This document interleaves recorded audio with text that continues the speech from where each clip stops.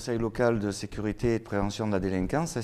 On sort d'une réunion dite plénière qui permet à tous les partenaires de cette entité de faire le bilan de leurs actions qui ont été mises en place au cours de l'année 2016 et de présenter également les projections pour l'année 2017. On peut également aussi avoir les chiffres de la délinquance. On a vu qu'ils étaient bons cette année puisqu'on a une baisse de 2% sur l'ensemble des faits et recentrer aussi l'activité des services par rapport à ce bilan qui a été donné. Je crois sincèrement, d'ailleurs on l'a vu au cours de cette réunion, c'est la particulière implication de tous les partenaires.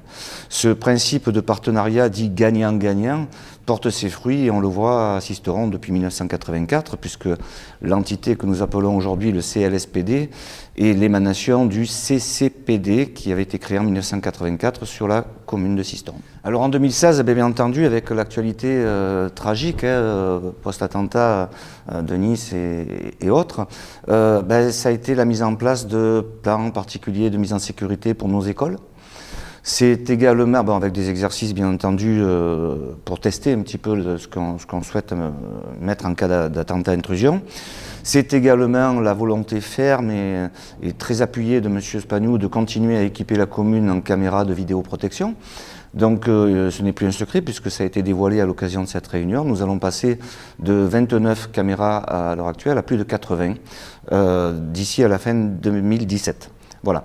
On a eu également le plaisir de pouvoir constater que la préfecture, les autorités administratives, nous suivaient en termes de subventions sur des sommes qui ne sont pas négligeables, c'est le nerf de la guerre. Et donc je pense que ces caméras de vidéoprotection contribuent également à la baisse de la délinquance puisque ça a un effet bien entendu dissuasif de par la présence, mais bien évidemment ça permet aussi d'identifier les auteurs d'infractions, qu'elles soient contraventionnelles, délictuelles, voire criminelles. Alors, un peu peur, bien entendu, quand on voit une personne qui se fait agresser sur le lieu de son outil de travail, qu'on appelle chez nous un VAMA, un vol à main armée, il est clair que ça marque les esprits. Et on ne peut pas on peut pas minimiser ce fait, mais c'est un fait. C'est un fait. C'est vrai que la délinquance, c'est assez froid comme approche et l'aspect humain est difficilement pris en compte quand on parle de statistiques. Il est clair qu'un VAMA comme ça s'est produit qui marque les esprits, notamment à Sisteron, qui est une ville, il faut le reconnaître, assez calme pour être régulièrement dans la région PACA, que ce soit sur Nîmes, Marseille, Toulon, où la délinquance est un petit peu plus exacerbée. C'est vrai que le Sisteronais n'a pas l'habitude d'avoir des faits aussi marquants.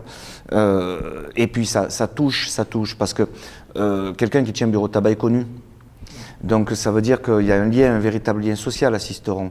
Quand on cambriole une cantine scolaire, ce sont nos enfants qui profitent. Donc ça a un impact non seulement gravissime en termes d'infractionnel, comme on dit, au travers de l'élément légal, moral et matériel, mais ça a aussi un impact affectif sur les populations. Et il est nécessaire de tout mettre en œuvre pour rassurer les populations, parce qu'effectivement, à Sisteron, les gens aiment leur tranquillité et leur sécurité. Et quand malheureusement ce type de faits se produisent, ça marque, ça crée une véritable empreinte dans les esprits et les mentalités de nos administrés. Alors, pour connaître bien entendu beaucoup de régions, puisque je ne vous cache pas, je côtoie beaucoup de policiers d'un peu partout en France, puisque je les instruis, je crois sincèrement que ça ne ferait pas 18 ans que je serais à Sisteron si Sisteron n'était pas une ville au grand renom, où il fait ivre, c'est très bon quoi.